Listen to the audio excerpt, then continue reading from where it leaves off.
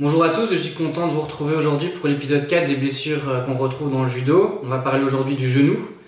On va d'abord débuter avec une partie explicative, ensuite une partie exercice et on terminera par une partie taping. Alors pour ce qui est de la prévalence des lésions, en fait c'est savoir quelles sont les blessures qu'on retrouve dans le judo. Alors j'ai sélectionné quelques petites études histoire d'avoir des chiffres et me baser sur quelque chose de scientifique. Au niveau des méthodologies pour les études, c'était pas ce qu'il y avait de plus extraordinaire, mais j'ai quand même ressorti quelques chiffres. Alors on sait que 12 à 28% des blessures sont situées au genou, parce qu'il y a des études qui disent 12, d'autres qui disent 28%. On sait aussi que plus de la moitié des lésions dans le judo sont des entorses, et que 20% de ces entorses sont situées au niveau du genou, donc c'est pas une blessure qui est anodine et ça va être très intéressant d'aller justement essayer de travailler pour les prévenir. Alors l'entorse du genou, c'est surtout l'entorse grave, c'est surtout au niveau des ligaments croisés antérieurs et des ligaments latéraux internes qui a des lésions, en tout cas dans ce qu'on trouve dans le judo. Et que même si il n'y a pas vraiment de différence entre les deux sexes au niveau de l'incidence des lésions, pour les ligaments croisés, on sait que ça arrive plus fréquemment chez les filles. Pour plein de raisons que j'ai un peu tout lu, il y avait des raisons génétiques, des raisons anatomiques, des raisons de laxité au niveau des ligaments. Il y a aussi en fonction du cycle menstruel, des fragilités ligamentaires ou bien des faiblesses au niveau contrôle moteur ou même de force. Enfin, bref, il y a plein de facteurs qui entrent en jeu dans les lésions au niveau des ligaments croisés. Et apparemment, les filles seraient plus exposées à ce genre de lésions que les garçons. Alors pour ce qui est du mécanisme, c'est plutôt une flexion du genou liée à une rotation du fémur dans un sens et une rotation du tibia dans l'autre sens avec un valgus. Le valgus, c'est en fait le genou qui part un petit peu en X comme ça. Et c'est comme ça qu'on va léser le ligament croisé antérieur, le ligament latéral interne et le ménisque interne. Il y a plein de facteurs en plus qui entrent en jeu sur ce genre de lésions. Notamment le plus important, la partie génétique, et ça on ne sait pas modifier. Il y a aussi tout ce qui va être contrôle moteur, musculaire, renforcement, ça c'est des facteurs sur lesquels on peut jouer. Et puis il y a aussi l'hygiène de vie, tout ce qui va être sommeil, hydratation, régime alimentaire. Et donc cette blessure est vraiment multifactorielle, il y a plein d'aspects qui peuvent agir sur cette lésion. Alors pour ce qui est du mécanisme, on a la chance d'avoir le foot qui est très actif à ce niveau-là parce que ça leur coûte beaucoup d'argent les blessures dans le football, et donc ils ont fait plein d'études de très haute qualité scientifique pour justement identifier les profils à risque et comment justement ces lésions arrivaient. Et donc on s'est retrouvé avec beaucoup d'études et beaucoup de chiffres qui sont très intéressants. Et on sait que, notamment dans le football, il y a 70% des lésions au niveau du genou, donc des ligaments croisés, qui se font seuls en fait, sur des décélérations, des changements de direction ou bien des réceptions de saut. Dans le judo, on n'a pas ces chiffres-là. Et donc je vais vous dire une vérité un peu empirique, mais c'est surtout l'adversaire qui nous blesse, ou bien même un autre couple qui nous tombe dessus et pas qu'il tombe sur le tibia et le genou part, et c'est comme ça qu'on se blesse au niveau des ligaments croisés.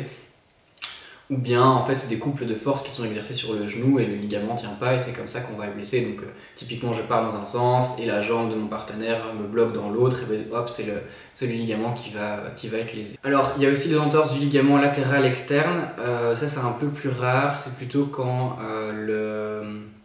l'adversaire serpente un petit peu avec des Kouchimake Komi, où il y avait vraiment les Ushimata, où on vient vraiment serpenter autour du genou de l'adversaire, et c'est comme ça qu'on vient léser le ligament latéral externe. En tout cas moi c'est comme ça que je m'étais pété le ligament latéral externe sur un Kouchimake Komi où on avait levé un peu trop ma jambe. Mais c'est plus rare comme lésion. Alors pour ce qui est de la prévention, mais justement il y a des facteurs sur lesquels on peut jouer et d'autres sur lesquels on ne peut pas forcément jouer. Nous on va agir seulement sur ceux qu'on peut jouer au niveau kiné et prépa physique préventive. Donc on sait très bien qu'il faut que les ischio-jambiers, s'ils sont trop faibles, on est plus exposé à ce genre de lésions au niveau du genou, ou que le contrôle moteur au niveau de la hanche va être très important pour la prévention des blessures au niveau des ligaments croisés, parce que le genou au final ne sait que plier et tendre. Et alors il peut un peu tourner, mais on ne sait pas le faire seul. Ce qui va orienter le genou dans l'espace, c'est surtout la hanche et la cheville. Et donc si j'ai un manque de contrôle au niveau de la hanche, justement je vais plus ou moins mal placer mon genou et donc plus facilement m'exposer au mécanisme de lésion au niveau du ligament croisé. Et donc renforcer les muscles de la hanche, ça va être très important pour prévenir les lésions qui arrivent dans le genou. Et alors le dernier aspect, ça va être le travail neuromusculaire, la proprioception, un peu on va dire l'équilibre, mais qui de nouveau va être très adapté au judo et en exerçant des couples de force sur le genou et en conservant une stabilité à ce niveau-là, mais on en parlera dans la partie exercice. Les méthodes de prévention, ça fonctionne, notamment dans le football. On a encore une très belle étude à ce niveau-là qui démontre que, surtout pour les dames, je pense, il y a 27 à 45% des blessures graves au niveau du genou qui peuvent être évitées avec les programmes de prévention, donc c'est pas rien. Et dans ces programmes de prévention, surtout au niveau musculaire, il y a des études qui démontrent qu'ils arrivent à prévenir jusqu'à 60% des lésions. Donc la prévention dans le sport, c'est quelque chose qui fonctionne. Mais nous, on devrait fonctionner aussi de cette façon, c'est en fait identifier les blessures, ensuite essayer de faire un programme préventif des lésions qu'on retrouve dans notre sport, et puis le tester, et voir si effectivement c'est vraiment efficace ou pas de faire ce qu'on fait, ou alors si au final, il y a tellement de facteurs sur lesquels on ne peut pas jouer que les facteurs sur lesquels on peut jouer ne vont pas avoir d'incidence vraiment majeure sur les lésions qu'on retrouve dans notre sport. Alors pour ce qui est de l'arthrose et des prothèses au niveau du genou, ça c'est une question qu'on m'a déjà posée. Il n'y a pas de recette miracle. Donc en fait, l'activité physique adaptée, elle est absolument pas contre-indiquée pour les lésions d'arthrose. Et on sait que le judo, c'est un sport très arthrogène et que déjà quand on a une lésion auparavant au genou, on s'expose très fortement à avoir une arthrose précoce dans cette même articulation. Et donc, comment faire de l'activité physique quand on a de l'arthrose ? Il faut simplement l'adapter, il faut en parler avec le médecin, avec l'entraîneur, peut-être avec le kiné, mais l'activité physique, faire du renforcement, de la gymnastique, de la mobilité, de la stabilité, un peu faire fonctionner le palpitant, ça va justement avoir un rôle préventif et de traitement en fait, pour l'arthrose, donc il n'y a pas de contre-indication, ce serait même pire surtout de ne rien faire pour l'arthrose que de faire une activité physique, mais qui va être adaptée parce que le judo, on sait que c'est un sport qui est assez contraignant pour les articulations. Donc il faut juste l'adapter et essayer d'éviter les contraintes trop importantes et le faire de façon très progressive et pas aller dépasser sa limite à chaque entraînement, quoi. Pour ce qui est de la prothèse de genou, là il y a une autre personne qui entre en compte, c'est l'orthopédiste. Donc c'est avoir son avis déjà sur la question. Et sinon, pour tout ce qui est des traitements, c'est un peu pareil. Au niveau kiné, on fait de la mobilité, du renforcement, de la stabilité.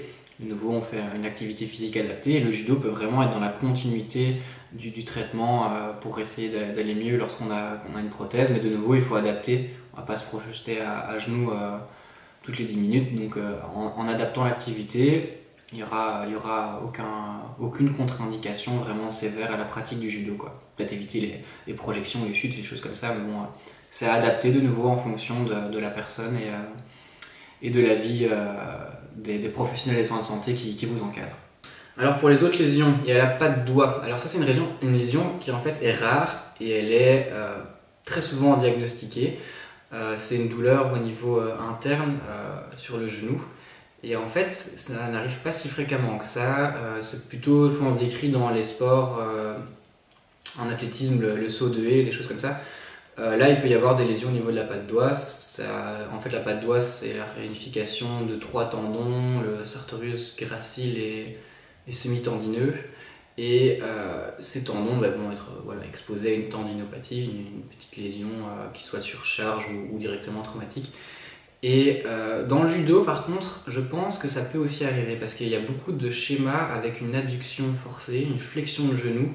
Et justement beaucoup de frottements, donc notamment sur les dégagements de jambes au Newaza, où justement il va y avoir un frottement sur ces tendons et donc une irritation de ces structures, et donc on pourrait développer à mon avis des bursites au niveau de cet endroit-là, ou bien même des tendinopathies, bien que ce soit normalement rare dans les pathologies orthopédiques sportives.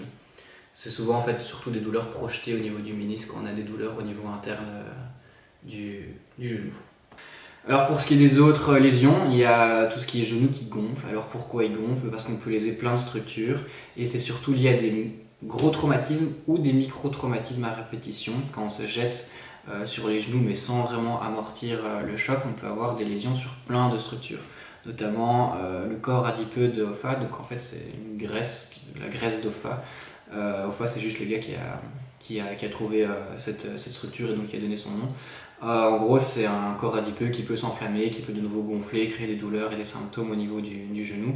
Ou alors des épanchements de synovie, donc ça c'est plutôt quand il y a une lésion de la capsule articulaire et des membranes synoviales, c'est le liquide qui lubrifie l'articulation. En fait, c'est une lésion qui va un petit peu va se balader dans le genou, donc le genou gonfle. Ou alors il y a des bursites, parce qu'il y a plein de bourses dans le genou, hein, sous-quadricipital, infrapatellaire, enfin il y en a partout. Et donc ça aussi, ce sont des structures qui peuvent s'enflammer et faire gonfler le genou.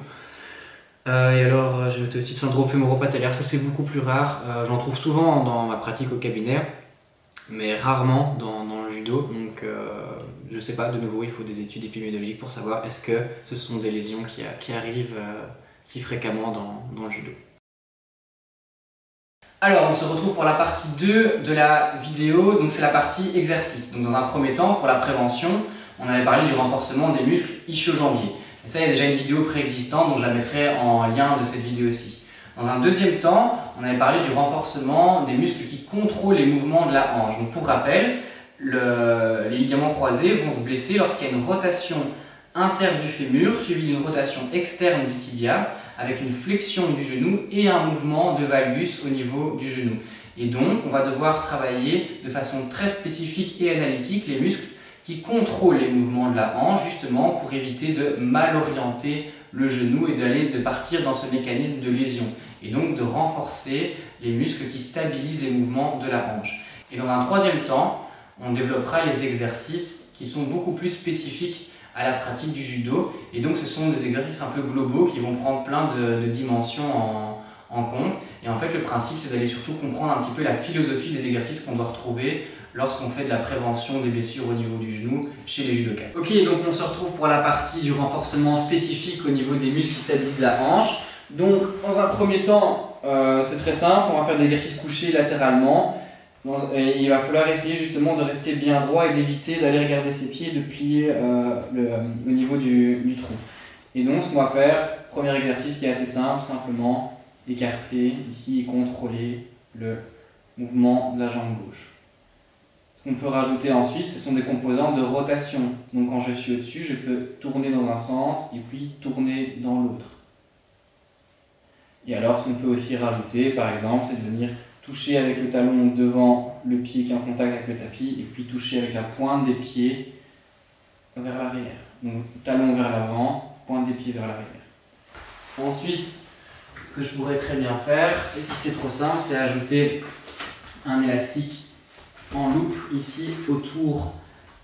Si je le mets autour des chevilles, il y a plus de contraintes. Si je le mets autour des genoux, c'est plus simple. Et je fais exactement les mêmes exercices avec les rotations ou bien avec le contact au sol.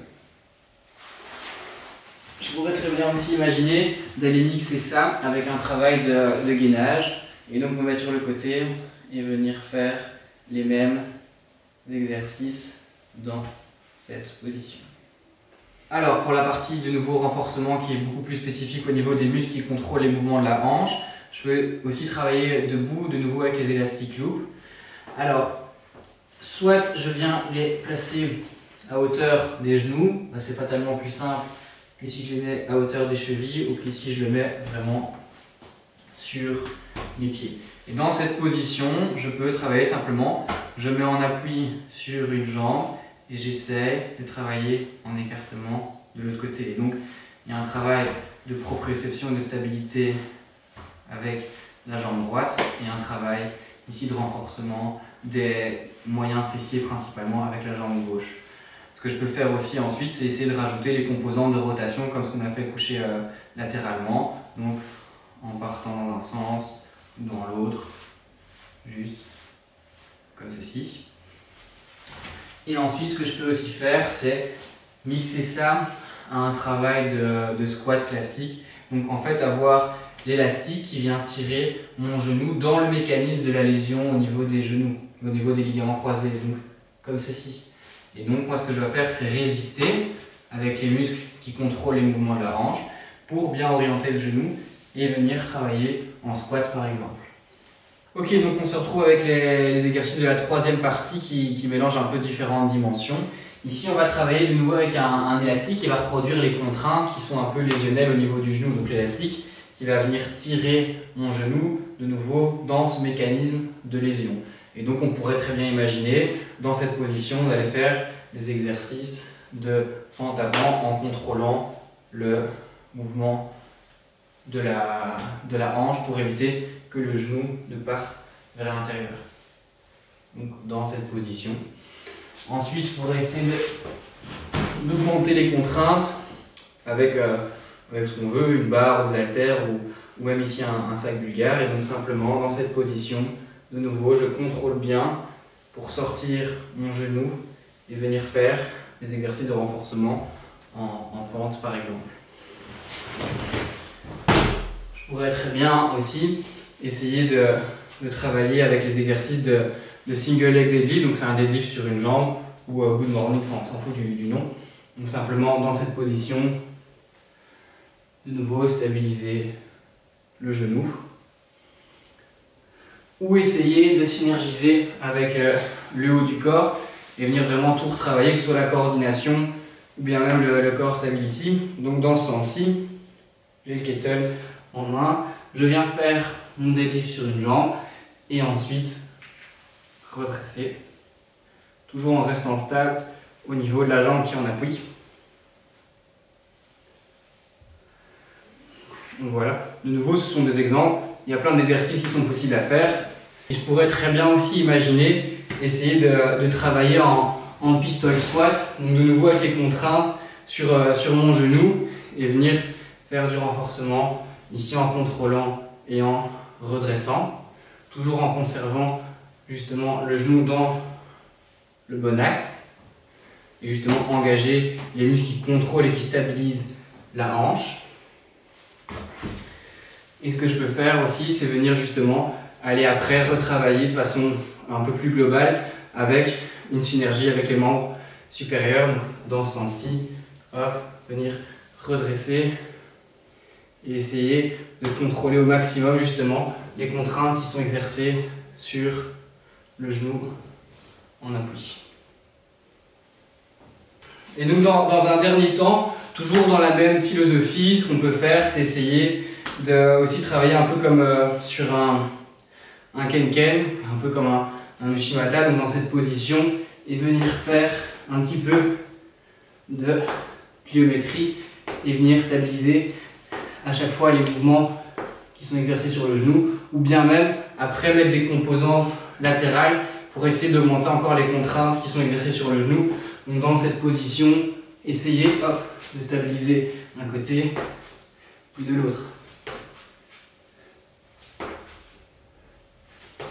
Alors dans le même style, on va faire un exercice qui est plutôt normalement axé sur tout ce qui est gainage et core stability. Et là, le principe, c'est d'aller rechercher un élastique. Ici, il est accroché à un espalier, mais ça pourrait très bien être un partenaire qui le tient. Et justement, encore changer les contraintes qui sont ressenties au niveau de l'élastique. Et donc, simplement sur une jambe, la jambe qui est du côté de l'espalier, je viens tenir l'élastique et essayer de tendre les bras, juste comme ceci.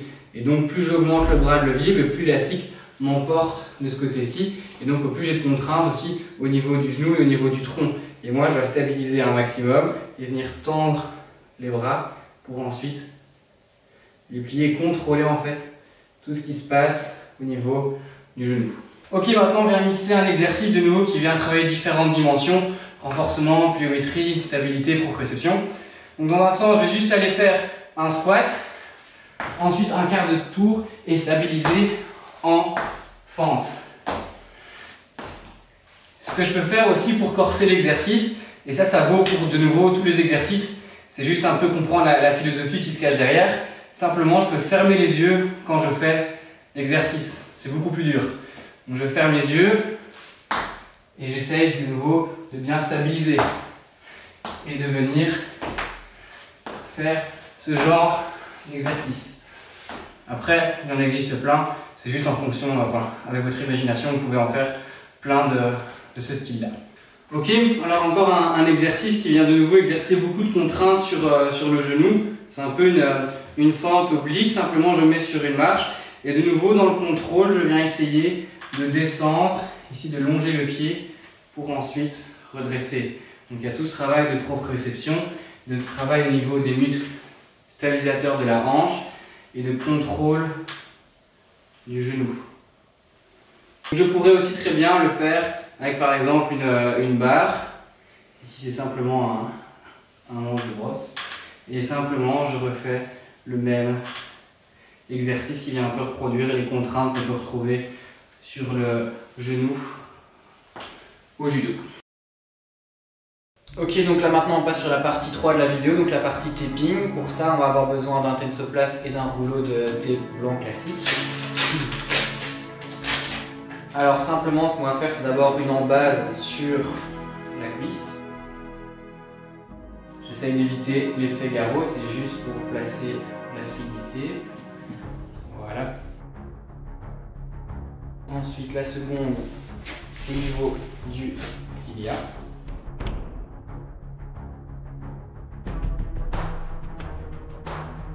Voilà, ensuite ce que je vais faire simplement, c'est faire un renfort du ligament collatéral externe pour stabiliser sur les contraintes qui sont latérales. Et simplement, ce que je viens faire, c'est venir relier ici dans un premier temps, dans ce sens. Ici, une première bande où je relie les deux embases.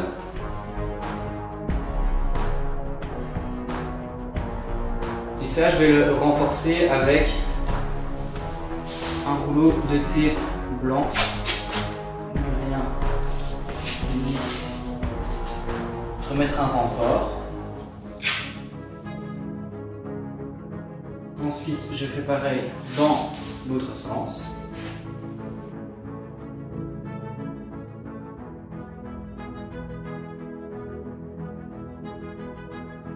Et de nouveau, je viens remettre un tape blanc pour renforcer.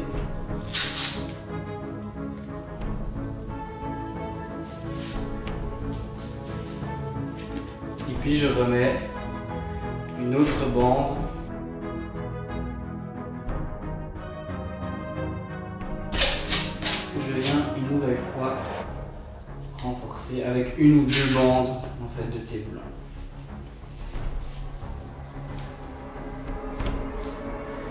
Et là, je peux refermer une fois sans faire le tour complètement de la cuisse. Et je ne fais pas le tour complet ni du mollet ni de la cuisse avec le tape blanc pour éviter l'effet garrot.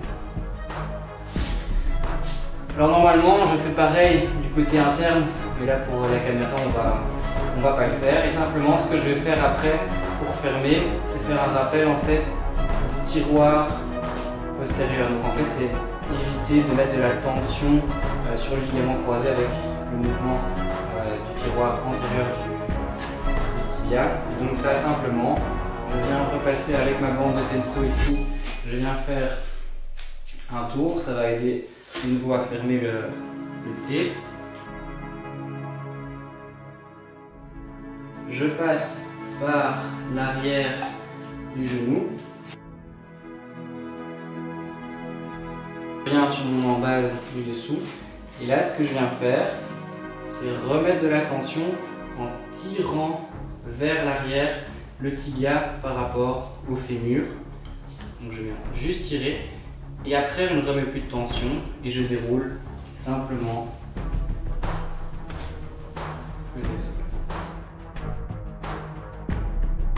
Et là, une nouvelle fois, ce que je peux faire, c'est venir fermer le TP. Je dois le faire aussi normalement de l'autre côté, mais pour la caméra, je ne vais pas le faire. Et donc simplement, je reviens refermer ici. De nouveau, je ne fais pas le tour complet. Dans un sens, et puis je le fais dans l'autre sens.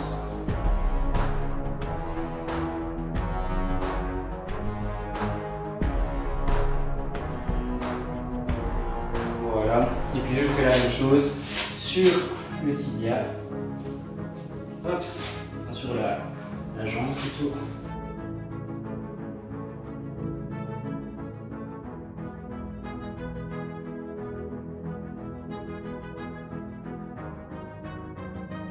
Voilà, donc là en fait je viens de faire le tape, mais uniquement en fait pour la partie externe. Normalement je le fais des deux côtés, donc je mets mes 3 bandes comme ceci pour faire le renfort du ligament de ce côté là. Après pour la caméra c'était pas possible de le faire de l'autre côté, mais en fait, tu sais te faire un tuto, en en fait, ici c'est exactement pareil, je viens venir serrer ici et alors refaire aussi la bande avec le tiroir postérieur de l'autre côté.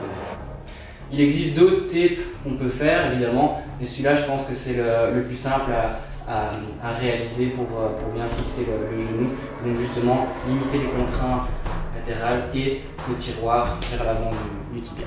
Voilà.